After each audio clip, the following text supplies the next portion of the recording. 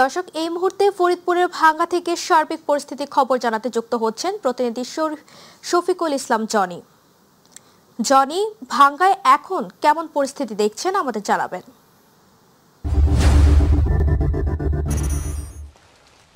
তাবাসুম, প্রথমে জানিয়ে রাখি যে এখন পর্যন্ত ভাঙ্গার অবস্থা কিন্তু থমথমে অবস্থা বিরাজ করছে, খুবই ভয়াবহ অবস্থা বিরাজ করছে। বিশেষ করে আন্দোলনকারীরা কিন্তু এই মুহূর্তে পুরো ভাঙ্গা এলাকা কিন্তু তাদের দখলে রয়েছে।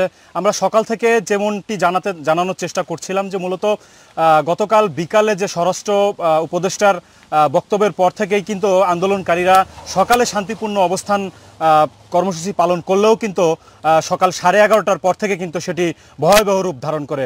প্রথমে আমরা যেমনটি দেখেছি যে ঢাকা বরিশাল মহাসড়কের যে ভাঙ্গা বাসস্ট্যান্ড যে এলাকাটি রয়েছে সেইখানে কিন্তু আন্দোলনকারীরা প্রথমে টায়ার জ্বালিয়ে তারা কিন্তু আন্দোলন শুরু করে এবং ঢাকা বরিশাল মহাসড়কের যান চলাচল কিন্তু বন্ধ করে দেয়।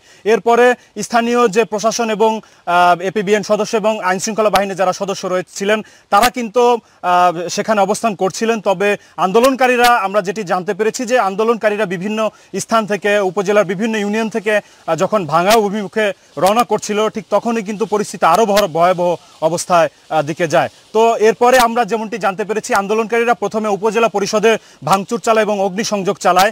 এরপরে উপজেলা নির্বাচন অফিসে তারা অগ্নিসংযোগ চালায়। এরপরে কিন্তু তারা ভাঙ্গা থানায়ও কিন্তু তারা ভাঙচুর চালায়।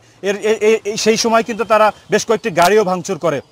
তবে একটি দুঃখের বিষয় বলে রাখি যে আমাদের এই সংঘর্ষে কিন্তু সংবাদকর্মীরাও কিন্তু এক ধরনের নিরাপত্তাহীনতার মধ্যে ভুগছে। আমাদের ভাঙ্গার যিনি প্রতিনিধি রয়েছেন সরোয়ার হোসেন, তিনিও কিন্তু আক্রান্ত হয়েছেন, তাকেও কিন্তু হামলাকারীরা তারপর হামলা চালিয়েছে। তো সব মিলে সাংবাদিকরা কিন্তু বেশ নিরাপত্তাহীনতার মধ্য দিয়ে কিন্তু যাচ্ছেন। তবে এখন পর্যন্ত প্রশাসনের যে কঠোর পদক্ষেপ কিন্তু আমরা দেখিনি।